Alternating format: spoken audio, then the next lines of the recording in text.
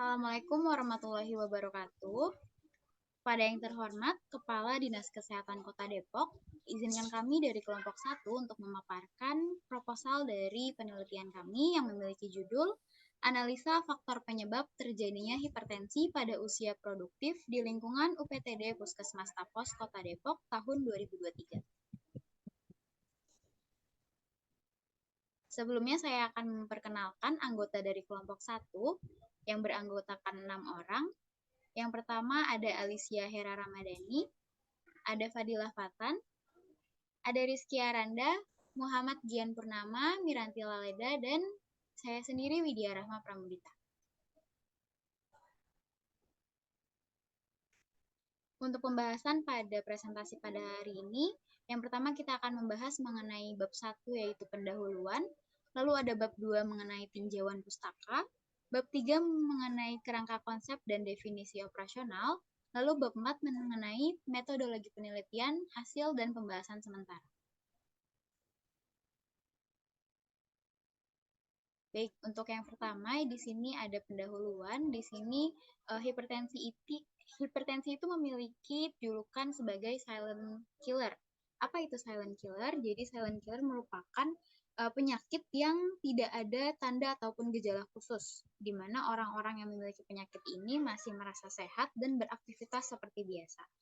Lalu menurut WHO, prevalensi hipertensi global sebesar 22% dari total penduduk dunia atau sekitar 1,13 juta. 1 dari 3 orang di dunia terdiagnosis hipertensi. Dan diperkirakan pada tahun 2025, 1,5 miliar orang terkena hipertensi dan setiap tahunnya 9,4 juta orang meninggal akibat hipertensi dan komplikasinya.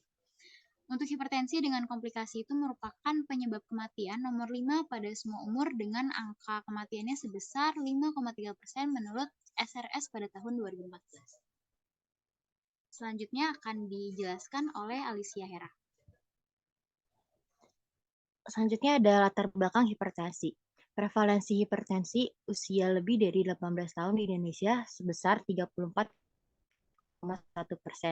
Di Kalimantan Selatan sebesar 44,1% dan di Papua sebesar 22,1%. Hipertensi pada kelompok umur 31 tahun sampai 40 tahun sebesar 31,6% dan di umur 45 sampai 54 tahun sebesar 45,3%. Selanjutnya di umur 55 sampai 64 tahun sebesar 55,2% menurut hasil data Diskesdas 2018. Sementara itu, Depok juga menempati urutan ke-13 prevalensi dengan prevalensi sebesar 9,0,2%. Selanjutnya pada usia lebih dari 15 tahun di wilayah Pasir Putih itu terdapat 5.932 kasus hipertensi dengan 8,4% pasien mendapatkan pelayanan kesehatan. Prevalensi hipertensi di Kota Depok itu sebesar 43,9% dan sebanyak 19.275 kasus hipertensi menurut Profil Kesehatan Depok 2021.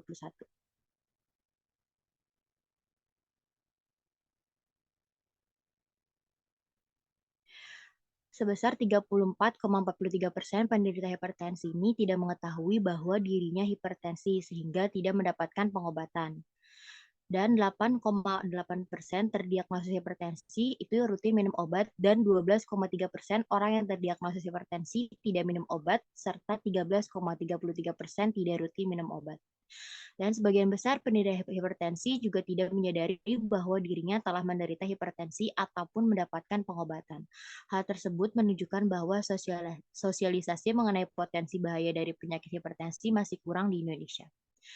Selanjutnya komplikasi hipertensi itu bisa juga stroke, penyakit jantung koroner, diabetes, gagal ginjal, dan kebutaan. Next.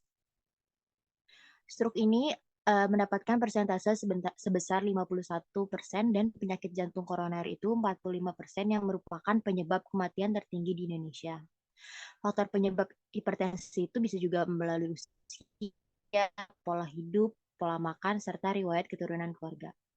Faktor yang lebih banyak berperan adalah faktor pola hidup seperti kebiasaan merokok, asupan lemak, natrium yang berlebih, kurangnya aktivitas fisik, serta kebiasaan konsumsi kafein sehingga kualitas tidur memburuk. Pencegahan dan pengendalian hipertensi antara lain itu bisa melakukan pengaturan tekanan darah dan pengaturan stres, menjaga pola makan yang sehat, menghindari kebiasaan merokok dan konsumsi alkohol, serta melakukan aktivitas fisik secara teratur. Next. Di sini juga ada tujuan umum yaitu mengetahui analisa faktor penyebab dari penyakit hipertensi pada lansia di lingkungan Puskesmas Tapos tahun 2023. Selanjutnya dibacakan.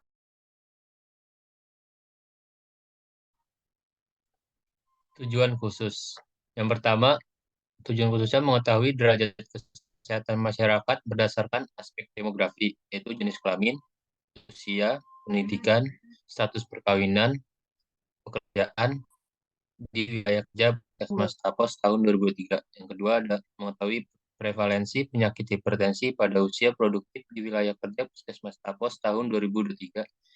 Dan berikutnya ada mengetahui gambaran derajat kesehatan masyarakat berdasarkan aspek genetik pada usia produktif di wilayah kerja Puskesmas Tapos tahun 2023.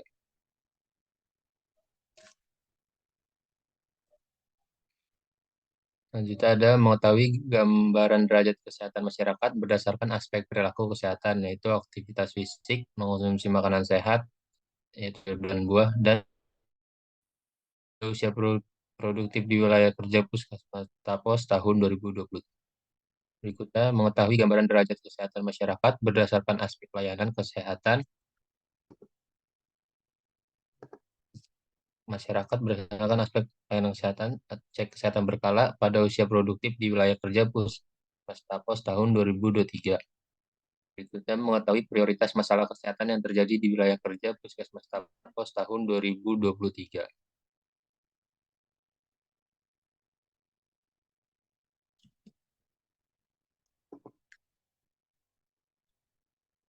Berikutnya ada manfaat. Manfaatnya bagi Dinas Kesehatan Kota Depok, yaitu masukan informasi dalam menyusun kebijakan dan strategi program-program kesehatan, terutama yang berhubungan faktor-faktor penyebab hipertensi di Kota Depok. Manfaatnya bagi Puskesmas Kecamatan Tapos memberikan informasi yang berguna tentang faktor-faktor penyebab hipertensi di Puskesmas Tapos, sehingga dapat mencegah terjadinya penyakit hipertensi.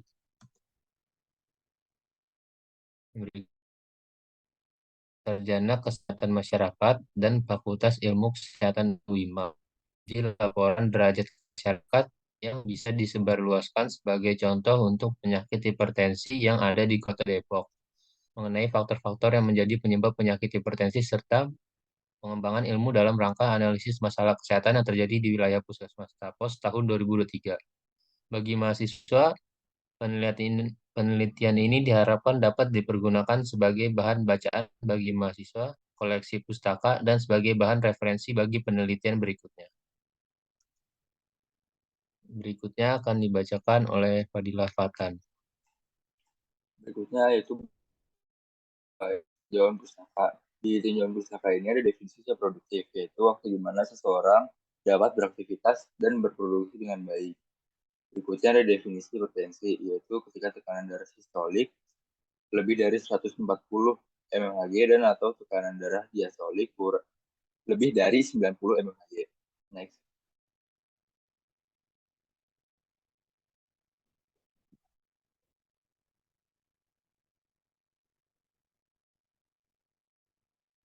Berikutnya ada klasifikasi hipertensi. Kategori normal yaitu kurang dari 130 mmHg untuk tekanan darah sistoliknya dan kurang dari 85 mmHg untuk tekanan darah diastoliknya. Lalu berikutnya kategori normal tinggi yaitu tekanan darah 130 hingga 139 mmHg. Sedangkan tekanan darah diastoliknya dari 85 hingga 89 mmHg. Lalu berikutnya ada kategori stadium 1 hipertensi ringan, yaitu 140 hingga 159 mmHg untuk tekanan darah sistoliknya. Lalu berikutnya ada 90 hingga 99 mmHg untuk tekanan darah diastoliknya. Berikutnya ada kategori stadium 2 atau hipertensi sedang, yaitu 160 hingga 179 mmHg untuk tekanan darah sistoliknya, 100 hingga 109 mmHg untuk tekanan darah diastoliknya. Berikutnya ada kategori stadium 3 atau hipertensi berat, yaitu 180 hingga 209 mmHg untuk tekanan darah sistoliknya, 110 hingga 119 mmHg untuk tekanan darah diastoliknya. Lalu terakhir ada stadium 4 atau hipertensi maligna, yaitu 210 mmHg atau lebih untuk tekanan darah sistoliknya, serta 120 mmHg atau lebih untuk tekanan darah diastoliknya. Next.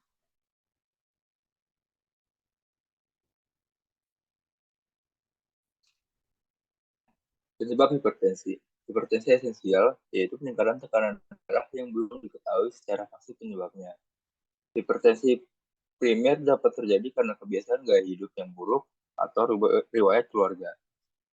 Berikutnya ada hipertensi sekunder. Hipertensi yang disebabkan oleh penyakit lain seperti penyakit ginjal, penyakit endokrin, penyakit jantung, dan gangguan anak atau ginjal adrenal. Next. Berikutnya ada tanda dan gejala hipertensi, yaitu sakit kepala, mimisan, jantung berdebar-debar, sering buang air kecil di malam hari, serta pusing berat pada tengkuk dan biasanya terjadi pada siang hari. Next. Selanjutnya dibacakan oleh Muhammad Janturnama. Pengobatan hipertensi. Yang pertama, pengobatan hipertensi dengan terapi obat, yaitu dengan pil tunggal berkombinasi. Yang kedua, pengobatan hipertensi dengan metode alat. Nomor 1, stimulasi beroreseptor karotis, alat pacu dan stent. Yang kedua, denervasi ginjal. Yang ketiga, pembuatan fistula arteriovena. Next. Komplikasi hipertensi. Hipertensi merupakan faktor risiko utama untuk terjadinya penyakit jantung, gagal jantung, kognitif, gangguan penglihatan, dan penyakit ginjal. Hipertensi dapat menimbulkan kerusakan organ tubuh baik secara langsung atau tidak langsung. Next. Faktor yang mempengaruhi kejadian hipertensi. Yang pertama, keturunan. Individu yang memiliki orang tua dengan hipertensi memiliki 2 kali lipat risiko lebih besar untuk mengembangkan hipertensi dibandingkan dengan mereka yang tidak memiliki riwayat keluarga hipertensi. Selain itu, ditemukan bahwa 70-80% kasus hipertensi esensial memiliki riwayat hipertensi dalam keluarga. Next. Yang kedua, perilaku. Salah satu faktor perilaku yang dapat menyebabkan hipertensi adalah gaya hidup yang tidak sehat. Faktor-faktor perilaku ini termasuk kurangnya aktivitas fisik, pola konsumsi makanan tinggi garam dan MSG, serta paparan terhadap asap rokok sebagai perokok pasif. Next. Yang ketiga, ada pelayanan kesehatan. Faktor ini berkaitan dengan pentingnya fasilitas kesehatan dalam memberikan layanan pemulihan kesehatan, pencegahan penyakit, pengobatan, perawatan, serta memberikan dukungan kepada kelompok dan masyarakat yang membutuhkan pelayanan kesehatan. Next. Selanjutnya akan dibacakan oleh Miranti Laleda.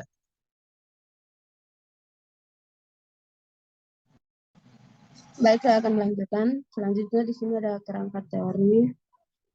Yang pertama itu status kesehatan, keturunan, perilaku kesehatan, pelayanan kesehatan. Selanjutnya ada lingkungan. Next. Untuk definisi operasionalnya, bagian variabel risiko kesehatan hipertensi. Hipertensi atau tekanan darah tinggi adalah suatu kondisi di mana tekanan darah di arteri meningkat karena setiap detak jantung memompa darah melalui arteri ke seluruh tubuh.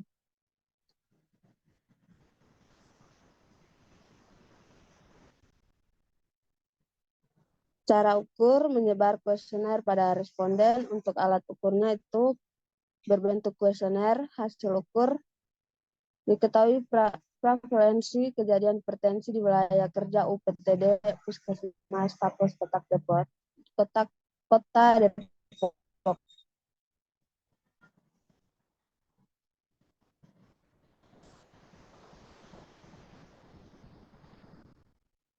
Selanjutnya 2, keturunan. Risiko yang diturunkan dari orang tua atau keluarga yang memiliki riwayat penyakit hipertensi. Alat ukurnya menyebar kuesioner pada responden. Untuk alat ukur kuesioner diketahui gambaran risiko hipertensi usia produktif di wilayah kerja UPTD Puskesmas Kota Depok. Lanjut pelaku terkait perbuatan atau tindakan seseorang dalam melakukan respon terhadap sesuatu dan kebiasaan. Menyebar kuesioner pada responden. Alat ukurnya kuesioner diketahui gambaran risiko hipertensi usia produktif di wilayah kerja UPTD Puskesmas Kota Depok. Selanjutnya ada pelayanan kesehatan. Segala upaya dan kegiatan pencegahan dan pengobatan penyakit. Menyebar kuesioner pada responden. Alat ukurnya kuesioner diketahui gambaran masyarakat usia produktif di UPTD Puskesmas Tapos Kota yang melakukan. Assalamualaikum warahmatullahi wabarakatuh. Yang terhormat kepada pihak Kepala Dinas Kesehatan Kota Depok dan juga teman-teman semua yang saya banggakan. Perkenalkan, saya Arum selaku moderator yang akan memandu jalannya presentasi pada hari ini.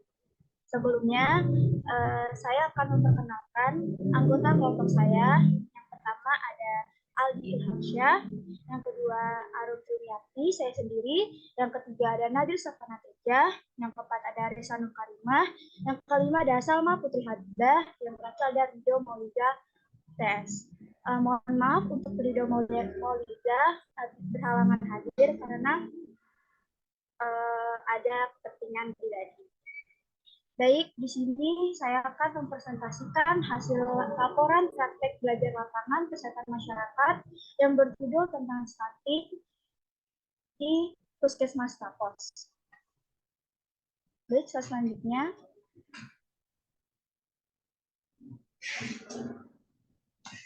Baik, judul penelitian ini adalah analisis faktor.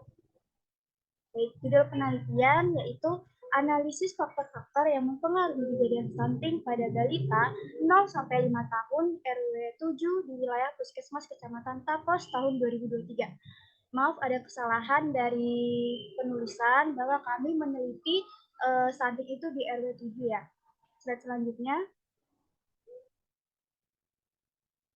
Baik, di sini akan kami jelaskan ada 4 poin. Yang pertama ada bab 1 yaitu latar belakang, tujuan penelitian, manfaat penelitian, dan ruang lingkup. Yang bab 2 ada definisi stunting, penyebab stunting, dan pencegahan stunting. Di bab 3 ada perangkat teori, kerangka konsep, dan definisi operasional. Yang keempat ada desain penelitian, lokasi dan waktu penelitian, proses pelaksanaan kegiatan, pengolahan data, dan penyajian data. Baik, mungkin bab 1 akan dijelaskan oleh teman saya, yaitu Resa Nur Karimah. Untuk Resa Nur Karimah, dipersilakan. Baik, terima kasih pada Arum. Nah, di sini sebelumnya saya akan menjelaskan mengenai latar belakang stunting. Nah, stunting itu adalah penyakit gagal tumbuh pada bayi dari umur 0 sampai 11 bulan dan anak balita di umur 12 sampai 59 bulan. Akibat dari kekurangan gizi kronis, terutama dalam 1000 hari pertama kehidupan, sehingga anak terlalu pendek untuk usianya. Nah, kekurangan gizi ini terjadi sejak bayi dalam kandungan dan pada masa awal setelah bayi lahir. Tapi kondisi stunting baru nampak setelah anak usia 2 tahun. Itu menurut Kemenkes Kesehatan RI tahun 2016. Pada tahun 2018, Kemenkes RI kembali melakukan riset kesehatan dasar atau Riskesda yang dilakukan oleh Badan Penelitian dan Pengembangan Kesehatan atau Litbangkes tentang prevalensi stunting. Berdasarkan penelitian tersebut, angka stunting atau anak tumbuh pendek turun dari 37,2% pada Riskesda tahun 2013 menjadi 30,8%. Itu menurut Kemenkes Kesehatan RI tahun 2018. Next.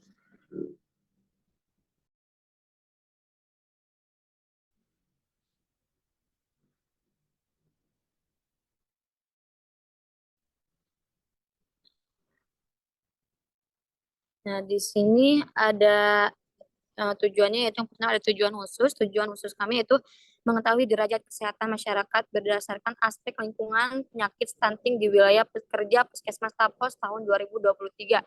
Yang kedua itu mengetahui derajat kesehatan masyarakat berdasarkan aspek perilaku penyakit stunting di wilayah kerja Puskesmas Tapos tahun 2023. Yang ketiga, mengetahui derajat kesehatan masyarakat berdasarkan aspek fasilitas penyakit stunting di wilayah kerja Puskesmas tahun 2023. Yang keempat, mengidentifikasi masalah kesehatan yang terjadi di wilayah kerja Puskesmas Tapos tahun 2023. Yang kelima, mengetahui prioritas masalah kesehatan yang terjadi di wilayah kerja Puskesmas tahun 2023. Lalu yang keenam, mengetahui gambaran derajat kesehatan masyarakat berdasarkan kunjungan masyarakat ke pelayanan di wilayah PTD Puskesmas tahun 2023.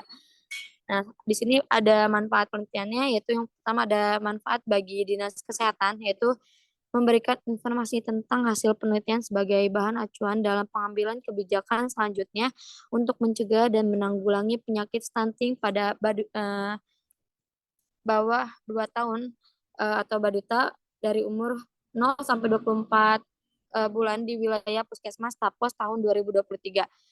Lalu ada bagi pasca sarjana kesehatan masyarakat dan Fakultas Ilmu Kesehatan UIMA, itu penelitian ini diharapkan dapat dipakai sebagai bahan pengembangan ilmu pengetahuan kesehatan masyarakat dan menjadi referensi bagi mahasiswa Fakultas Ilmu Kesehatan Universitas Indonesia Maju untuk penelitian berikutnya. Lalu ada manfaat bagi mahasiswa, yaitu untuk mendapatkan informasi tentang hasil penelitian agar berguna dalam proses dan kegiatan pendidikan. Next.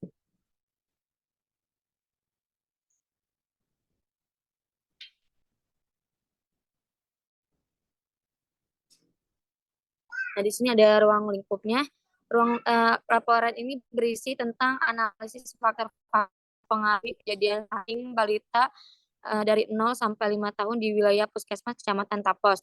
Di tahun 2022 ini, Agustus prevalensi stunting Puskesmas Tapos sebanyak 5,36% mengalami peningkatan, dan di bulan Februari tahun 2023 prevalensi stunting di Puskesmas Tapos sekitar 4,1% mengalami penurunan.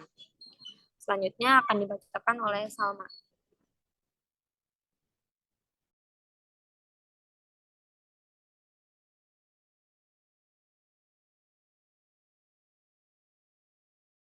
Boleh di next? Baik, di sini saya akan menjelaskan tentang definisi dari stunting. Stunting merupakan gangguan pertumbuhan linear yang dapat ditunjukkan melalui pengukuran Z-skor tinggi badan menurut umur. Stunting diakibatkan karena malnutrisi gizi kronis atau penyakit infeksi kronis. Faktor pendorong dari terjadinya stunting seperti kondisi sosial ekonomi, gizi ibu saat hamil, kesakitan pada bayi, dan kurangnya asupan gizi pada bayi. Menurut Pusat Data Informasi Kementerian Kesehatan RI 2018. Boleh di next? Di sini ada faktor-faktor penyebab stunting. Yang pertama ada pola asuh. Pola asuh anak merupakan cara orang tua dalam interaksi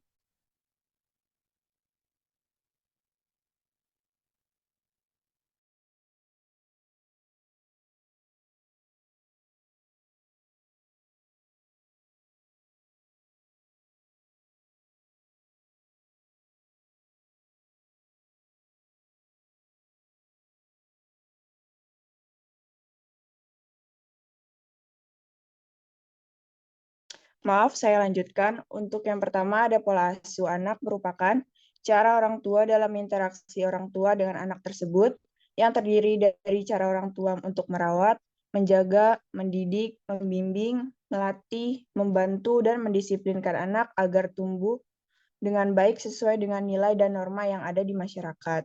Yang kedua ada faktor genetik. Faktor genetik atau keturunan atau hereditas merupakan faktor pertama yang mempengaruhi tumbuh kembang anak. Faktor ini dapat diartikan sebagai semua ciri atau karakteristik individu yang diwariskan kepada anak atau segala potensi baik fisik maupun psikis yang dimiliki seseorang sejak masa pembuahan sebagai warisan dari orang tua. Yang ketiga ada faktor sosial ekonomi. Sosial ekonomi kedudukan atau posisi seseorang dalam kelompok masyarakat yang ditentukan oleh jenis aktivitas ekonomi, pendidikan, serta pendapatan. Dampak yang diakibatkan oleh stunting menurut WHO 2013 terbagi menjadi dua, yaitu jangka panjang dan jangka pendek. Dampak jangka pendek diantaranya dapat menyebabkan peningkatan mortalitas dan morbiditas di bidang perkembangan berupa penurunan kognitif, motorik, dan bahasa pada balita, dan bidang ekonomi merupakan peningkatan pengeluaran biaya kesehatan. Yang keempat ada pendidikan. Berdasarkan Undang-Undang Nomor 20 Tahun 2003 tentang sistem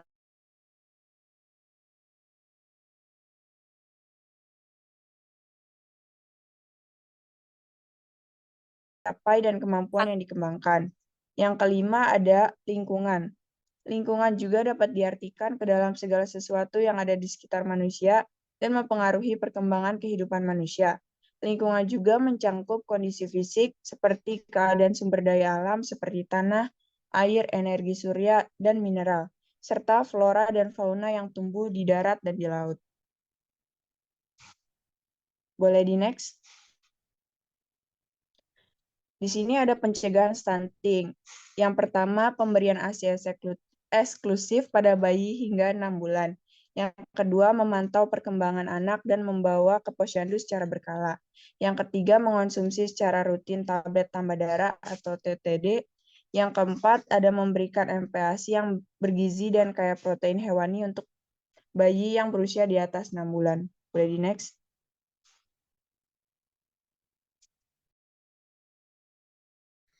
Baik, selanjutnya di sini mengenai bab 3 yaitu kerangka konsep dan definisi operasional. Di bab 3 ini, kerangka teori yang kita pakai untuk penelitian ini menggunakan teori dari H.L. Bloom, yaitu di mana ada genetik, fasilitas kesehatan, perilaku, dan lingkungan, kayak faktor-faktor penyebab dari penyakit stunting ini. Lalu, di kerangka konsepnya,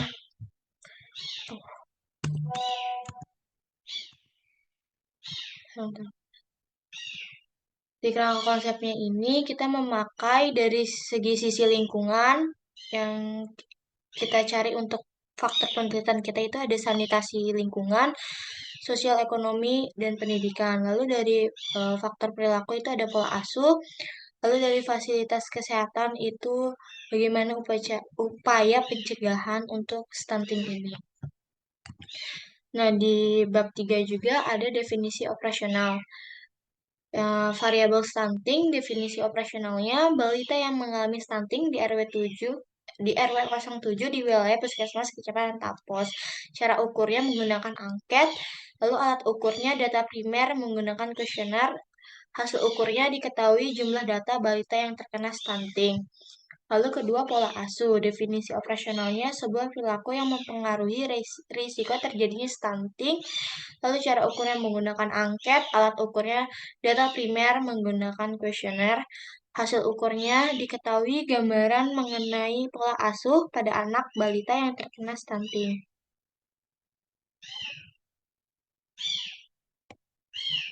Lalu ada faktor genetik, definisi operasionalnya.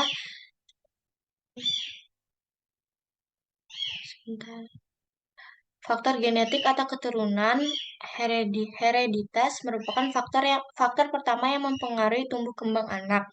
Faktor ini dapat diartikan sebagai semua ciri atau karakteristik individu yang diwariskan kepada anak atau segala potensi baik fisik maupun psikis yang dimiliki seseorang sejak masa pembuahan sebagai warisan dari orang tua. Lalu cara ukur kita masih menggunakan angket. Alat ukurnya menggunakan data primer menggunakan kuesioner. Hasil ukurnya diketahui hasil hubungan faktor genetik dengan kejadian stunting pada masyarakat RW 07 Kelurahan Tapos. Selanjutnya yang keempat ada faktor dari sosial ekonomi. Definisi operasionalnya yaitu sosial ekonomi, kedudukan atau posisi seseorang dalam kelompok masyarakat yang ditentukan oleh jenis aktivitas ekonomi, pendidikan, serta pendapatan. Cara ukurnya menggunakan angket.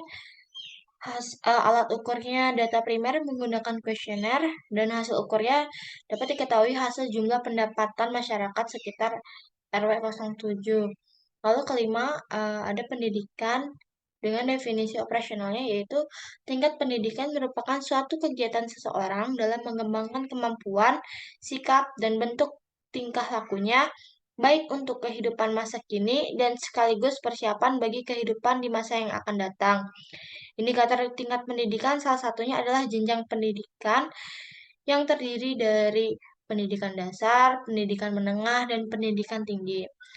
Lalu cara ukur kita masih menggunakan angket. Alat ukurnya data primer menggunakan kuesioner, dan hasil ukurnya diketahui hasil gambaran dari tingkat pendidikan masyarakat sekitar RW 07. Lalu yang terakhir dari definisi operasional yaitu dari sisi lingkungan. Definisi operasional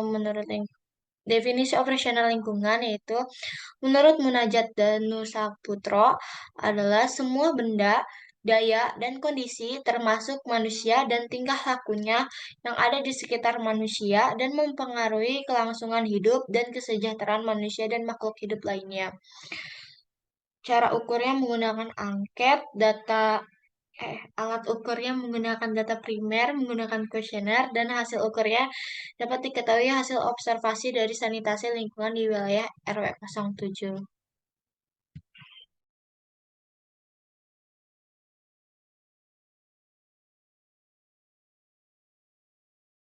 Baik, pada bab 4 ini ada metodologi penelitian.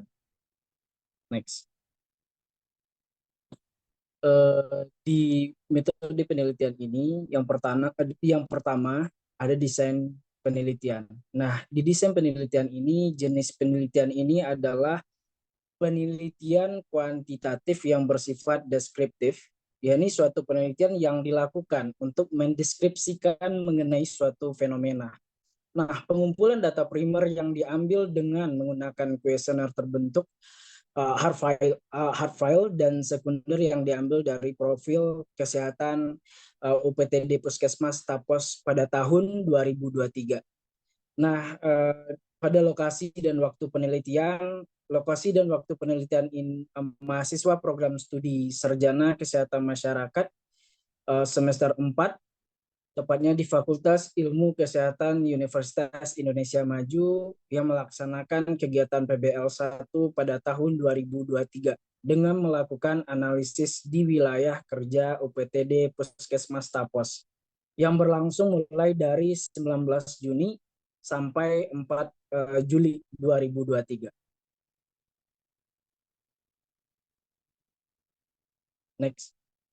Nah, sistem pengolahan data yang dilakukan dari data sekunder dan primer dikumpulkan dan diolah dengan menggunakan Microsoft Word. Pengolahan data pada penelitian ini terdiri dari pengujian kuesioner. Lalu ada penyajian data. Nah, di penyajian data ini, data-data yang diperoleh akan disajikan dalam bentuk tulisan narasi dan tabel dengan bantuan Microsoft Word untuk penyajian data statistik. Statistika adalah model pengumpulan, penyusunan, pengolahan, penganalisisan, dan penarikan kesimpulan data. Okay, next. Lalu proses pelaksanaan kegiatan. Yang pertama, melakukan identifikasi masalah dengan melihat dari profil kesehatan dari UPTD Puskesmas Tapos pada 2023. Yang kedua, mengambil surat permohonan izin PBL 1 dari kampus Universitas Indonesia Maju untuk diajukan ke Dinas Kesehatan Kota Depok. Yang ketiga, mengambil surat izin PBL 1 yang dibuat dari Dinas Kesehatan untuk diberikan ke Kesbangpol. Keempat, ada mahasiswa mengambil surat bimbingan praktik belajar lapangan dari Kesbangpol, surat permohonan praktik belajar lapangan yang ditunjukkan kepada Kepala UPTD Puskesmas Tapos 2023. Kelima, ada pelaksanaan praktik belajar lapangan PBL atau membantu sekaligus mengambil data terkait penyakit stunting. Yang keenam, melakukan analisa derajat kesehatan masyarakat di wilayah Tapos dengan menggunakan kuesioner yang akan diisi oleh masyarakat di wilayah kerja UPTD Puskesmas Tapos. Setelah data terkumpul, maka dilakukan pengolahan data kuesioner dengan menggunakan Microsoft Word. Oke, sekian, terima kasih.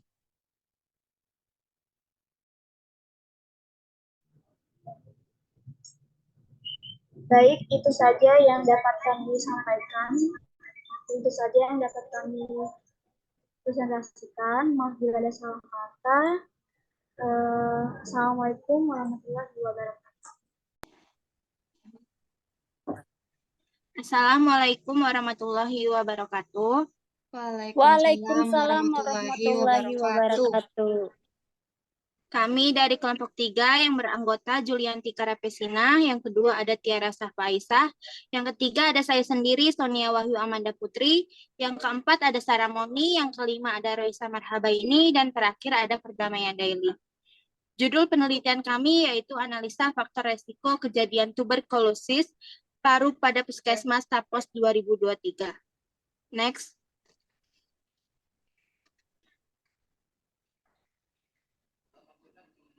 Next. Definisi TB paru. Tuberkulosis paru atau TBC atau TB adalah penyakit infeksi pada saluran pernafasan yang disebabkan oleh bakteri Mycobacterium tuberculosis. Sebagian besar TBC menyerang paru-paru, tetapi dapat juga mengenai organ tubuh lain.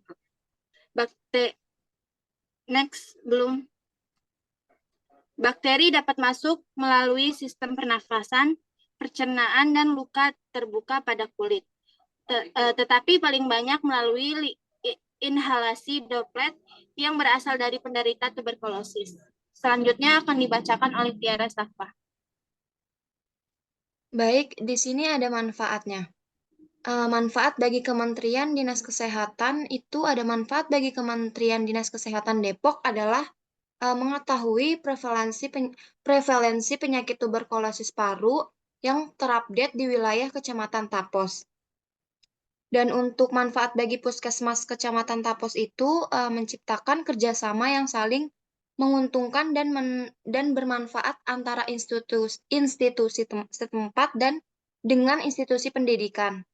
Dan juga institusi dapat memanfaatkan tenaga terdidik dalam membantu menyelesaikan tugas-tugas di institusi selama proses praktek berlangsung. Nah, di sini juga ada manfaat bagi mahasiswa, yaitu dapat memperoleh pengetahuan tidak hanya secara teoritis, tetapi juga praktik kegiatan di lapangan, dan meningkatkan kemampuan mahasiswa dalam melakukan pemecahan masalah yang terdapat di lapangan, dan juga mahasiswa dapat memperoleh pengalaman belajar dan keterampilan untuk dapat menjadi kesehatan masyarakat yang profesional.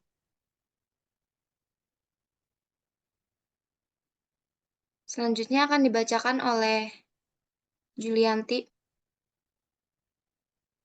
Klasifikasi tuberkulosis paru. Klasifikasi berdasarkan organ tubuh yang terkena. Yang pertama yaitu tuberkulosis paru.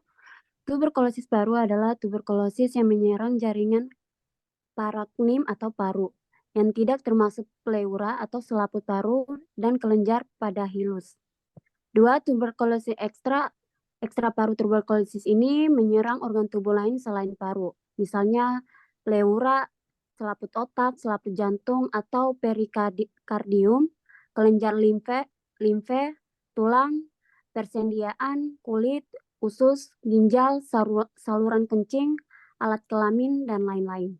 Next. Etologi tuberkulosis paru. Sumber penularan adalah penderita tuberkulosis pada waktu batuk atau bersin. Penderita menyebarkan kuman ke udara dalam bentuk droplet atau percikan dahak. Droplet yang mengandung kuman dapat bertahan di udara pada suhu kamar selama beberapa jam. Orang dapat terinfeksi kalau droplet tersebut terhirup ke dalam saluran pernapasan. Setelah kuman tuberkulosis masuk ke dalam tubuh manusia melalui pernapasan, kuman tuberkulosis tersebut dapat menyebar dari paru bagian tubuh lainnya melalui sistem peredaran darah, saluran nafas, atau penyebaran langsung ke bagian-bagian tubuh lainnya. Daya penularan dari seseorang penderita ditentukan oleh banyaknya kuman yang dikeluarkan dari parunya. Makin tinggi derajat positif hasil pemeriksaan dahak, makin menular penderita tersebut. Bila hasil pemeriksaan dahak negatif atau tidak terlihat kuman, maka penderita tersebut dianggap tidak menular. Seseorang terinfeksi tuberkulosis ditentukan oleh konsentrasi droplet dalam udara dan lamanya menghirup udara tersebut. Next.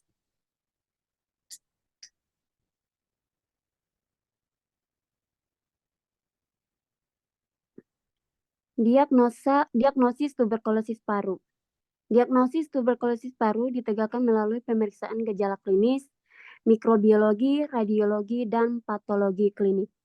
Pada program tuberkulosis nasional, penemuan BTA melalui pemeriksaan dahak mikroskopis merupakan diagnosis utama. Pemeriksaan lain seperti radiologi biasanya diuji dengan kepekaan dapat digunakan sebagai penunjang diagnosis sepanjang sesuai dengan indikasinya. Tidak dibenarkan mendiagnosis tuberkulosis hanya berdasarkan pemeriksaan foto torkas saja. Foto torkas tidak selalu memberikan gambaran yang khas pada TB paru sehingga sering terjadi overdiagnosis. Next, selanjutnya akan dijelaskan oleh Sarah.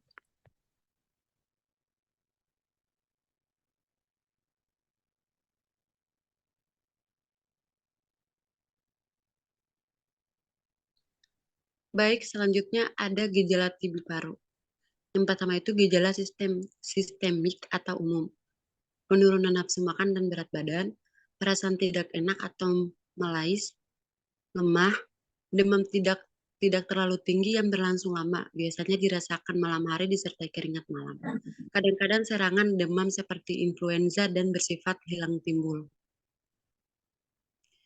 Yang kedua ada gejala khusus. Yang pertama itu bila terjadi sumbatan sebagian bronkus atau saluran yang menuju ke paru-paru akibat penekanan kelenjar getah bening yang membesar, akan menimbulkan suara-suara suara nafas melemah yang disertai sesak. Dan juga jika ada cairan di rongga pleura atau pembungkus paru-paru, dapat disertai dengan keluhan sakit dada. Next. Nah, selanjutnya ada kerangka teori. Di sini akan kita bahas yang pertama itu ada definisi tuberkulosis paru. Yang kedua itu ada klasifikasi tuberkulosis paru. Di mana dalam klasifikasi tuberkulosis paru ini terbagi menjadi 3, yaitu ada klasifikasi berdasarkan organ tubuh yang kena. Yang kedua ada klasifikasi berdasarkan hasil pemeriksaan dahak mikroskopis. Yang ketiga ada klasifikasi berdasarkan tipe pasien ditentukan berdasarkan riwayat pengobatan sebelumnya. Terus setelah itu ada etiologi. Sebentar dulu. Ada etiologi, terus ada diagnosis, dan terakhir ada patogenesis. Lanjut. Nah, di sini definisi operasional. Yang pertama ada variabel. Yang pertama itu ada umur. Definisi operasionalnya itu usia responden yang dihitung 15 sampai 54 tahun. Cara ukurnya itu wawancara, alat ukurnya itu kuesioner, hasil ukur produktif 15 sampai 54 tahun. 2 non produktif kurang dari 55 tahun. Variabel yang kedua yaitu jenis kelamin. Definisi operasionalnya perbedaan antara laki-laki dan perempuan berdasarkan ciri fisik dari lahir. Cara ukurnya itu wawancara, alat ukur kuesioner, hasil ukur yang pertama itu laki-laki dan perempuan. Yang ketiga ada variabel dilihat dari status gizi. Definisi operasionalnya itu keadaan status gizi responden dari berat badan atau kilogram per tinggi badan atau sentimeter. Cara ukurnya itu observasi, alat ukurnya itu 1 meter atau tinggi badan dan berat badan. Hasil ukur yang pertama itu kurang jika IMT atau indeks massa tubuh 17 kurang dari 18,5. 2 normal jika IMT 18,6 kurang 25,0. 3 lebih jika IMT 25,1 kurang 27. Yang keempat ada lingkungan. Definisi operasionalnya itu keadaan lingkungan, kumuh, kotor, sinar matahari, ventilasi yang cukup, suhu rumah dan kepadatan tempat tinggal. Cara ukurnya itu observasi, alat ukurnya kuesioner, hasil ukurnya yang pertama itu lingkungan padat penduduk, kotor, sirkulasi udara dan pencahayaannya kurang. Yang kedua lingkungan yang bersih, sirkulasi udara baik, pencahayaan yang baik. Yang kelima ada variabel dilihat dari sosial ekonomi. Definisi operasionalnya itu kondisi sosial ekonomi mempengaruhi daya tahan tubuh atau rentan terhadap penyakit. Cara ukurnya itu wawancara, alat ukurnya kuesioner, hasil ukurnya itu yang pertama ada sosial ekonomi rendah atau penghasilan kurang dari 653.000. Yang kedua sosial ekonomi cukup atau penghasilan Rp 654 sampai 3 juta. Next.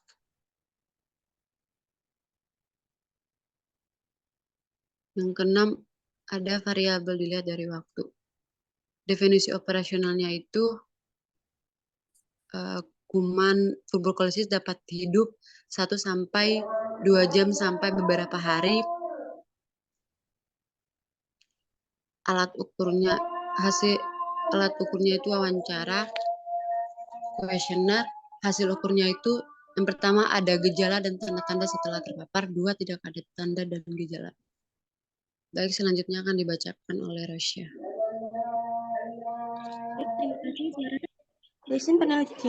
Desain penelitian adalah kerangka kerja yang digunakan untuk melaksanakan riset pemasaran atau Malhotra 2007. Desain penelitian memberi prosedur untuk mendapatkan informasi yang diperlukan untuk menyusun atau menyelesaikan masalah dalam penelitian. Desain penelitian merupakan dasar dalam melakukan penelitian. Oleh sebab itu, desain penelitian yang baik akan menghasilkan penelitian yang efektif dan efisien. Klasifikasi desain penelitian dibagi menjadi 2, yaitu eksploratif dan konstruktif. Desain penelitian konstruktif dibagi lagi menjadi 2 tipe, yaitu deskriptif dan kausal. Dalam penelitian ini digunakan penelitian eksploratif dan deskriptif. Penelitian eksploratif bertujuan untuk menyelidiki suatu masalah atau situasi untuk mendapatkan pengetahuan dan pemahaman yang baik. Sementara itu, penelitian deskriptif bertujuan untuk menggambar sesuatu.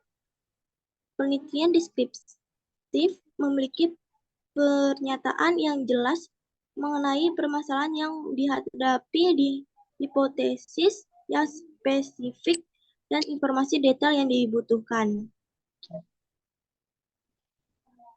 Lokasi dan waktu penelitian. Lokasi penelitian ini dilaksanakan di UPTD Puskesmas Tapos, Jalan Raya Tapos, nomor 85, RT 2, RW 12, Tapos, Kecamatan Tapos, Kota Depok, Jawa Barat, 1657. Waktu penelitian ini dilaksanakan pada tanggal 19 Juni 4 Juli 2023 yang meliputi penelitian dan pelaksanaan. Next, selanjutnya dibacakan oleh Damai. Proses pelaksanaan kegiatan Observasi dan analisis PBL1 ini dilakukan melalui beberapa, yaitu 1. Kuesioner, identifikasi masalah, analisis data. Ada pengolahan data analisis PBL1 ini dilakukan melalui beberapa tahap, yaitu 1. Identifikasi masalah dimulai dengan melihat kondisi derajat kerja wilayah Kota Depok melalui survei langsung di wilayah kerja Puskesmas Tapos. Yang kedua, kuesioner untuk memperoleh data pendukung dilakukan dengan cara memberikan beberapa pertanyaan untuk mengetahui masalah kesehatan yang terjadi di Puskesmas Tapos. Yang ketiga, analisis data berdasarkan data kuesioner yang dapat kami menemukan faktor yang dapat mengakibatkan kejadian tuberkulosis paru pada Puskesmas Tapos 2023. Next. Ada penyajian data. Penyajian data disajikan dalam bentuk tabel dan narasi dengan bantuan Microsoft Word. Terima kasih. Sekian presentasi dari kelompok kami. Kurang lebihnya mohon maaf. Wassalamualaikum warahmatullahi wabarakatuh. Waalaikumsalam warahmatullahi wabarakatuh. Wabarakatuh.